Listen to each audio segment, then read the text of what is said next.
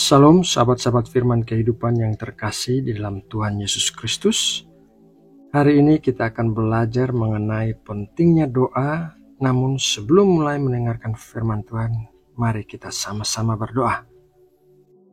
Tuhan Allah kami, Bapa yang baik yang senantiasa mengasihi kami, saat ini kembali kami datang kepadamu dalam pengharapan untuk belajar firman-Mu. Ajarilah kami ya Bapa, dan berkatilah kami dengan pertumbuhan rohani yang disertai dengan iman yang teguh. Berikanlah kami kekuatan untuk menjadi para pelaku firman, bukan hanya pendengar saja.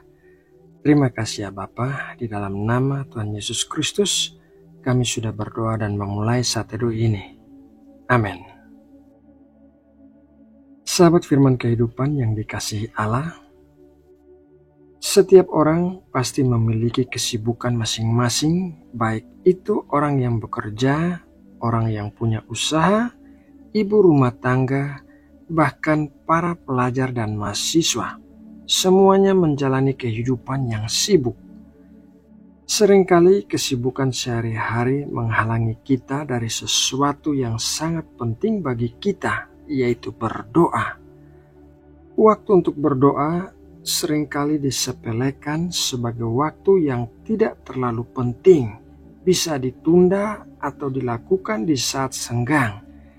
Padahal doa adalah kekuatan yang bisa menopang kita untuk menjalani hari-hari kehidupan yang berat. Mari kita baca firman Tuhan dalam Filipi 4 ayat 6-7. Janganlah hendaknya kamu khawatir tentang apapun juga, tetapi nyatakanlah dalam segala hal keinginanmu kepada Allah dalam doa dan permohonan dengan ucapan syukur. Damai sejahtera Allah yang melampaui segala akal akan memelihara hati dan pikiranmu dalam Kristus Yesus. Ayat firman Tuhan tersebut adalah bagian dari tulisan Rasul Paulus kepada jemaat di Filipi saat Rasul Paulus sedang berada di dalam penjara. Pada bagian akhir tulisannya tersebutlah Rasul Paulus memberikan nasihat yang bijaksana untuk jangan khawatir dan terus berdoa. Doa bukanlah seperti yang dipikirkan orang-orang pada umumnya, yaitu untuk membawa semua keinginan dan masalah-masalah ke hadapan Tuhan agar Tuhan menyelesaikannya atau memberikan jalan keluar. Doa juga bukan sarana yang dipakai untuk mengubah rencana atau pikiran Tuhan terhadap sesuatu hal agar hal itu menjadi sesuai dengan keinginan atau permintaan kita.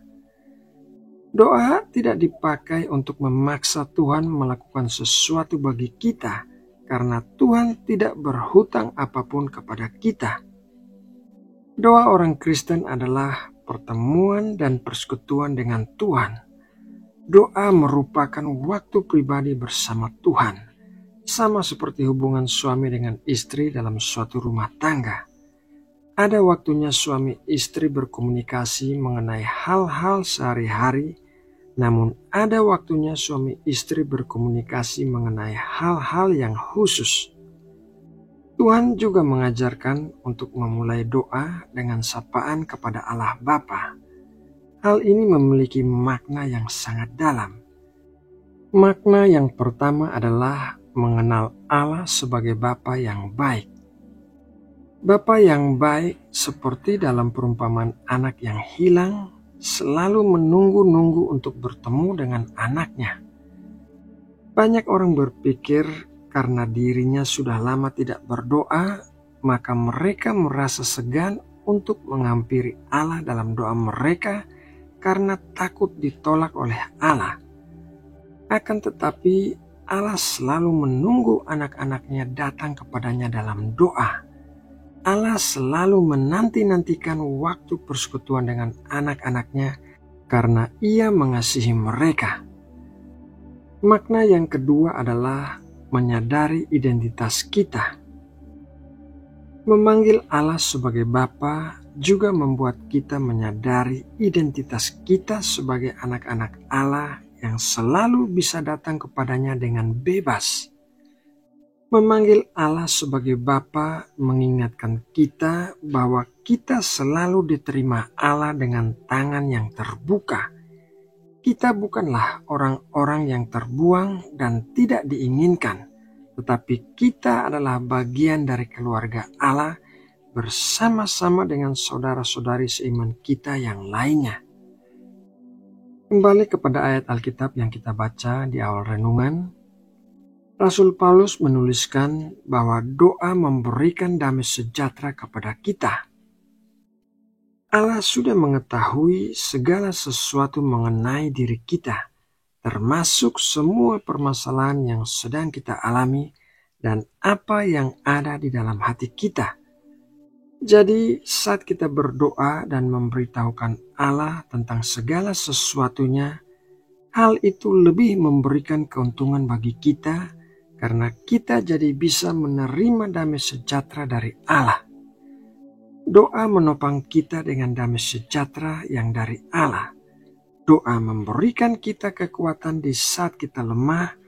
Doa memberikan penghiburan di saat kita berduka cita dan membuat kita tenang karena mempercayai kasih dan kuasa Allah. Doa memiliki banyak manfaat bagi diri kita sendiri. Oleh karena itu, kita harus selalu meluangkan waktu untuk berdoa setiap hari secara konsisten. Nah, sahabatku, demikianlah renungan firman Tuhan hari ini. Sebelum kita melanjutkan kembali aktivitas kita, mari kita menutup renungan ini dengan doa. Bapa Surgawi, terima kasih untuk berkat firman-Mu hari ini. Engkau telah mengingatkan kami tentang pentingnya berdoa untuk bersekutu denganmu.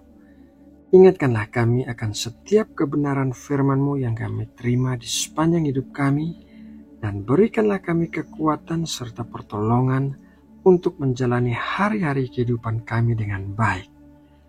Ya Bapa, sebentar lagi kami akan selesai bersaat teduh dan akan melanjutkan aktivitas kami. Kiranya tangan-Mu senantiasa menyertai kami dan membuat kami selalu berhasil dan beruntung kemanapun kami melangkah.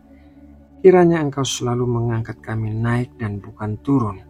Dan kiranya hidup kami senantiasa memuliakan nama-Mu. Terima kasih ya Bapa, di dalam nama Tuhan Yesus Kristus kami telah berdoa dan bersatu teduh. Amin.